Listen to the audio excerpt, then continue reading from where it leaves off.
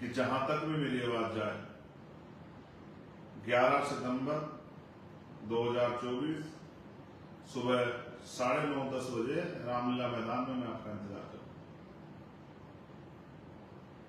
और मेरी उम्मीद और विश्वास है कि इस बार का आंदोलन इतना ताकतवर होगा कि सरकार की नींद उड़ जाएगी और सरकार हमारे अधिकारों के खिलाफ फैसले लेने से पहले 1000 बार सोचेगी।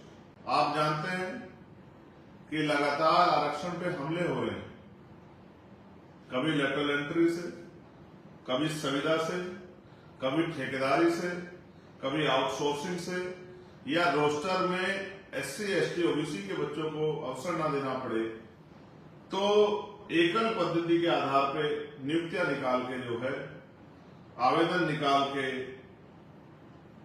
आरक्षण को समाप्त करने की साजिश की जा रही है। और फिर 69,000 शिक्षक भर्ती में जो घोटाले हुए या और जो भर्तियों में घोटाले हुए वो भी हमारे सामने है। जैसे अभी 2700 साइंटिस्टों का आंकड़ा मेरे सामने आया जिनकी नियुक्तियां की गई, उनमें से एक में भी आरक्षण का फॉर्मूला लागू नहीं किया। हमें और आपको तय करना है कि अगर हम लोगों ने संघर्ष नहीं किया तो हमारे आने वाली नस्लों का क्या हो।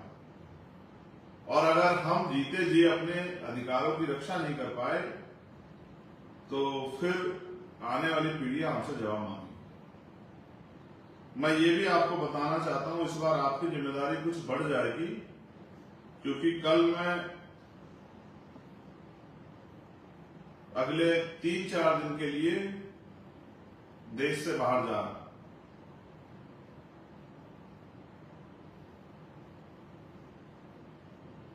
संत रामानंद जी महाराज जो कौम के शहीद थे, मैंने ये संकल्प लिया था कि जब भी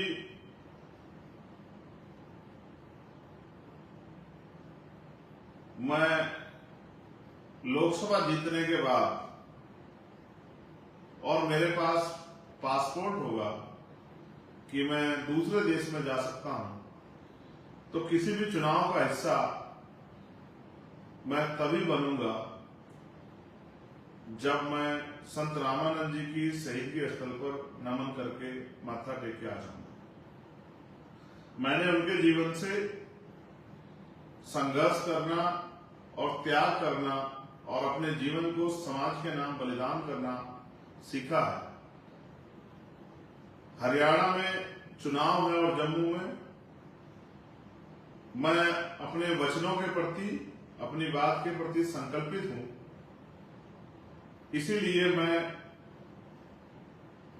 उस धरती को नमन करने के लिए जा रहा हूं। अगले 4 से 5 दिन मैं वहीं रहूंगा, उसी धरती को नमन करने के लिए नतमस्तक होके उस बलिदान संघर्ष की प्रक्रिया को आगे बढ़ाने के लिए, उस समर्पण के भाव को आगे बढ़ाने के लिए और अपने बाद अपने साथियों में उस समर्पण के भाव को आत्मसात करने के लिए, उन तक पहुंचाने के लिए मैं वहां जा रहा हूं। मैं आपसे उम्मीद करता हूं हर बार मैं यहां रह के आप लोगों को फोन के माध्यम से, जो मीटिंगों के माध्यम से और माध्यमों से आपसे अपील करता था कि आप आंदोलन कामयाब करें, जिम्मेदारी समझे। इस बार आपको जिम्मेदारी स्वतः उठानी है,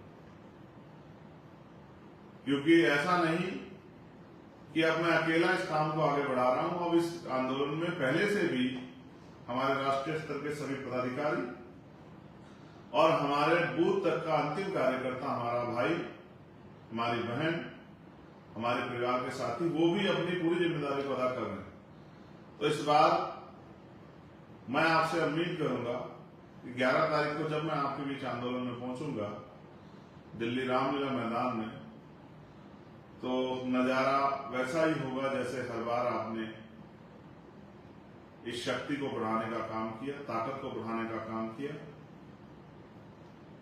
आज हम जो कुछ भी हैं वो अपने बहुजन समाज की वजह से हैं। अभी देश में बहुत सारी चीजें होनी बाकी, जैसे ठेकेदारी प्रथा खत्म होनी बाकी,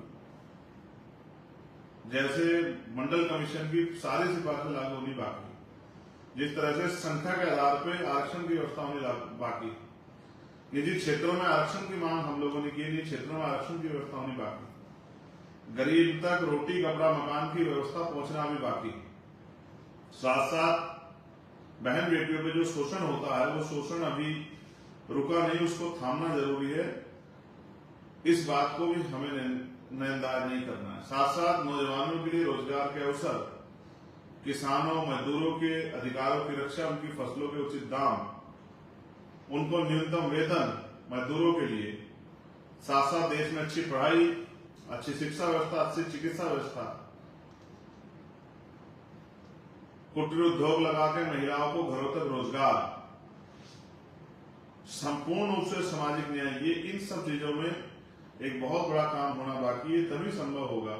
लगातार निजीकरण के जरिए जिस तरह से सरकारी नौकरियों को खत्म किया जा रहा है उसमें रोकथाम, ये तभी संभव होगा जब हम लोग अपनी ताकत बढ़ाएं। मैं आपसे आग्रह करता हूं और मेरी गैर मौजूदगी में हमारे भीम आर्मी के राष्ट्रीय स्तर के सभी पदाधिकारी, अध्यक्ष जी, महासचिव और तमाम सब साथी, और हमारे आजाद समाज पार्टी के सभी साथी, सभी प्रदेशों के अध्यक्ष, सभी नेतागण, हमारे राष्ट्रीय कोर कमेटी के मेंबर अपनी अपनी जिम्मेदारियों को निभाएंगे, ऐसा मेरा विश्वास है। मैं पुनः आपसे आग्रह करता हूं कि जहां तक भी मेरी आवाज जाए, 11 सितंबर 2024 सुबह 9:30-10 बजे रामलीला मैदान में मैं आपका इंतजार करूंगा। और मेरी उम्मीद और विश्वास है कि इस बार का आंदोलन इतना ताकतवर होगा कि सरकार की नींद उड़ जाएगी और सरकार हमारे अधिकारों के खिलाफ फैसले लेने से पहले 1000 बार सोचेगी।